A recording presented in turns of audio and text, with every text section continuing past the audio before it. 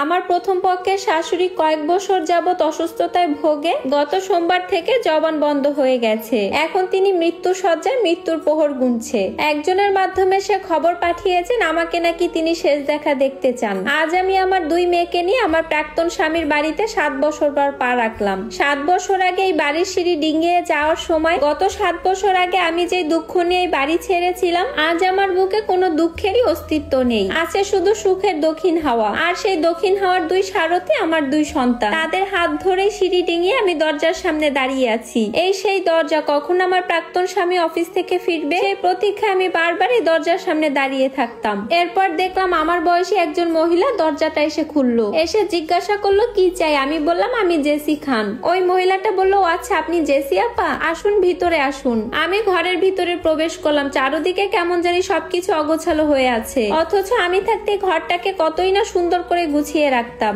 আজ আমার সেই প্রিয় ঘরটা অন্য কারোর দখলে। এই ঘরের প্রতিটি দেয়াল জুড়ে এখন আমার স্মৃতি লেগে আছে। আমি এরপর আমার প্রাক্তন শাশুড়ি মার রুমে চলে গেলাম। রুমে ঢুকে দেখতে পেলাম আমার শাশুড়ি যায় যায় অবস্থা। আমি ওনাকে এক পলক দেখে আর নিজেকে ধরে রাখতে পারলাম না। হাউমাউ করে কান্না করতে লাগলাম। উনি মাথা তুলতে পারছে না, শব্দ করে কান্নাও করতে পারছে না। তবে চোখের জল যে পড়ছে সেটা আমি স্পষ্ট দেখতে পাচ্ছি। তিনি মুখে কোনো কথা বলতে পারেন না, তবে হাত নেড়ে ইশারায় আমাকে তার কাছে যেতে বলল। মুহূর্তে আমার অতীতের সব কথাগুলো যেন মনে পড়ছে। একদিন দুপুর বেলা আমি খেতে বসেছিলাম। আমার স্বামী তখন অফিসে। সব সময় আমার শাশুড়িকে আগে খাওয়ানোর পর আমি খেতে বসতাম। তবে আমার শাশুড়ি পর্দার আড়াল থেকে আমার খাবারে নজর রাখতো। সেদিন খিদে বেশি লেগেছিল বলে 2টো ভাত আমি বেশি নিয়েছিলাম। আমাকে ভাতগুলো খেতে দেখে আমার শাশুড়ি মা এসে ভাতের প্লেট সরিয়ে নিল আর বলল এই ফকিন্নির মাইয়া, এতগুলো ভাত যদি এক বেলায় খাস তাহলে তো আমার ছেলের সংসার ধ্বংস করে ফেলবি। আমি বললাম মা খিদে লেগেছিল তাই খাচ্ছিলাম। শাশুড়ি মা বলল বাপের ঘরে তো পেট ভরে খেতে পারিসনি,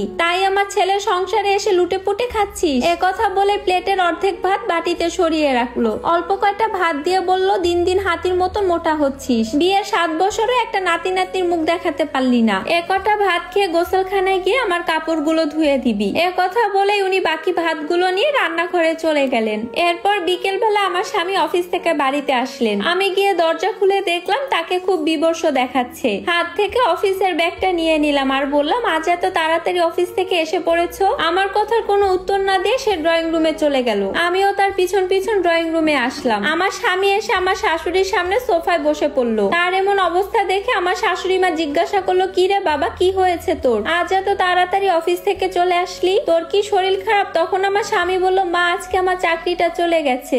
কথাটা শুনে আমি চমকে উঠলাম। তখন আমার শাশুড়ি আমার দিকে রাগি চোখে তাকিয়ে বলল যাবে তো, শুধু তোর চাকরি কেন যাবে? এই অপয়া বউ ঘরে থাকলে এই ভিটে মাটি সবই চলে যাবে। শাশুড়ি মা কথা বলে সব রাগ যেন আমার উপরেই উপড়ে দিলেন। এটা নতুন কিছু নয়, এ বাড়িতে পান থেকে চুন খসলে সবই আমার দোষ হয়। তাই আমি নিয়তিকে মেনে চুপচাপ দাঁড়িয়ে রইলাম। শ্বশুর বাড়ি শ্বশুর শাশুড়ি ননদ শ্বশুর শাশুড়ির আত্মীয় স্বজন সবাই আমাকে ছোট করে কথা বলে, নানা রকম বাজে কথা বলতেও কোনো দ্বিধাবোধ করে না। এই বাড়িতে আমি যার ভালোবাসাটা পেতাম সে হচ্ছে আমার শ্বশুর। উনি গত 2 বছর আগে মারা গেছেন। উনি মারা যাওয়ার পর আমাকে সান্ত্বনা দেওয়ার মতন আর কেউ রইল না। এর কিছুদিন পর আমার স্বামী ভাগ্যক্রমে আবারও একটা চাকরি পেয়ে গেল। সেদিন সকালবেলা দেখলাম আমার শাশুড়ি ঘটকের সাথে ড্রয়িং রুমে বসে কথা বলছে। আমার স্বামী অফিসে যাওয়ার জন্য বের হচ্ছিল। আমি তাকে দরজা পর্যন্ত এগিয়ে দেওয়ার জন্য যাচ্ছিলাম। আমাদেরকে দেখে আমার শাশুড়ি ডাক দিলেন। আমি দরজার সামনে দাঁড়িয়ে রইলাম। আমার স্বামী তার মায়ের কাছে গেল। আমার স্বামীকে ডেকে নিয়ে বলল ঘটককে তোর জন্য মেয়ে দেখতে বলছি, তোকে আমি আবারও বিয়ে করাবো। পাশে থাকা ঘটক বলল দয়া করে প্রথম বউয়ের কাছ থেকে দ্বিতীয় বিয়ের অনুমতি নিয়ে রাখবেন। সাথে সাথে আমার শাশুড়ি তেলে বেগুনে জ্বলে উঠলো আর বলল যেই মেয়ে বিয়ে হওয়ার এতদিন পরও একটা সন্তানের মুখ দেখাতে পারেনি, যাকে সংসারে ঢোকানোর পর একের পর এক অবনতির চিহ্ন দেখতে পাচ্ছি, তার কাছে কিশোর অনুমতি নিতে হবে। সে যদি সতীনের ঘর মেনে নিয়ে এই ঘরে থাকতে চায় তাহলে থাকবে, না হয় দেনমোহরের বাকি টাকা নিয়ে বিদায় হয়ে যাবে। আমার শাশুড়ির কথা শুনে আমার স্বামী বলল তোমার যা ভালো মনে হয় মা তুমি তাই করো। কথা বলে আমার স্বামী অফিসে চলে গেল। এরপর রাতের বেলা আমার স্বামীকে জিজ্ঞাসা করলাম তুমি কি মায়ের কথায় দ্বিতীয় বিয়ে করতে রাজি আছো? আমার স্বামী বলল আমার সিদ্ধান্ত তো তুমি সকালবেলায় শুনেছো, তাহলে আর কেন বারবার কথা বলতে হবে? আমি বললাম তার মানে তুমি দ্বিতীয় বিয়ে করবে? আমার স্বামী আমার কোনো কথারই উত্তর দিল না। আমার যা বোঝার আমার বোঝা হয়ে গেছে। তাই আমি মনকে শক্ত করে বললাম হতে পারি আমি গরিবের মেয়ে, কিন্তু সতীনের সংসার আমি করব না। এর ঘরে যদি তোমার অন্য কাউকে আনার ইচ্ছা থাকে তাহলে আমাকে বিদায় করে দিও। আমার স্বামী বলল তোমার যা ইচ্ছা তুমি তাই করো, কিছুদিন পর ঘটক পাত্রী ঠিক করে রেখেছে, যে কোনো সময় আমার শাশুড়ি গিয়ে আমার স্বামীকে দ্বিতীয় বিয়ে করিয়ে আনবে। তাই আমি আজ আমার বাবাকে আসতে বলেছি আমাকে নিয়ে যাওয়ার জন্য। আমার গরিব রিকশাওয়ালা বাবা সকাল থেকে ড্রয়িং রুমে বসে আছেন। যখন শুনেছেন আজকে আমি স্বামীর সংসার ছেড়ে চলে যাব, তখন থেকে বাবার কান্না কিছুতেই থামছে না। বাবা বড় শখ করে এই বড় লোকের বাড়িতে আমাকে বিয়ে দিয়েছিল। তখন কি বাবা জানতো মেয়েকে আবারও ফিরিয়ে নিতে হবে? যদিও বা আমার বাবা বলেছিল সতীনের সংসার করার জন্য, কিন্তু আমি চোখের সামনে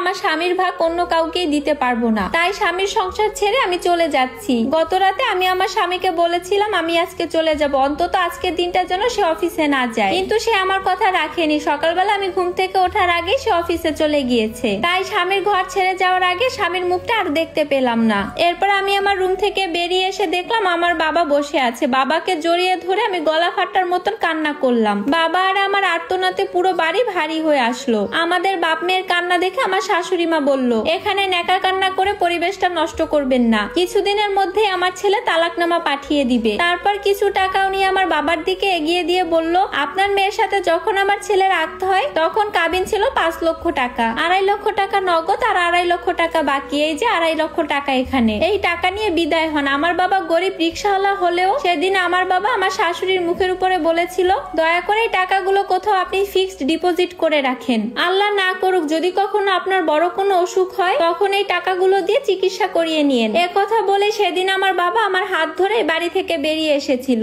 এর কিছুদিন পর আমার অন্য জায়গায় বিয়ে হয়ে যায়। আমি যখন দরজায় দাঁড়িয়ে এই কথাগুলো ভাবছিলাম তখন আবারও লক্ষ্য করলাম আমার শাশুড়ি আমাকে ইশারায় ডাকছে। ওনার কষ্ট দেখে আমি আর স্থির থাকতে পারলাম না। দৌড়ে গিয়ে আমি ওনাকে জড়িয়ে ধরলাম। উনি আমাকে জড়িয়ে ধরে অনেকক্ষণ কান্না করলো, আমিও তার সাথে কিছুক্ষণ কান্না করলাম। শক্তিহীন 2 হাত দিয়ে আমাকে আঁকড়ে ধরে রাখলো। আমার শাশুড়ি আমাকে জড়িয়ে ধরে বলল, মা আমি তোর সাথে যে অন্যায় অবিচার করেছি তার শাস্তি আমি পেয়েছি, আমাকে তুই ক্ষমা করে দিস। আমি বুঝতে পারলাম আমার শাশুড়ি আমার প্রতি যে অবিচার করেছে তার প্রতি সে অনুতপ্ত। এরপর আমার প্রাক্তন স্বামীও আমাদের কাছে ক্ষমা চাইলো, বললো আমাদেরকে তুমি মাফ করে দাও। আমার বর্তমান স্বামী নিচে দাঁড়িয়েছিল, এত সময় লেগেছে বলে সে উপরে এসেছে আমাদেরকে নিতে। এরপর আমি তাদেরকে বিদায় দিয়ে আমার স্বামীর সাথে চলে আসলাম।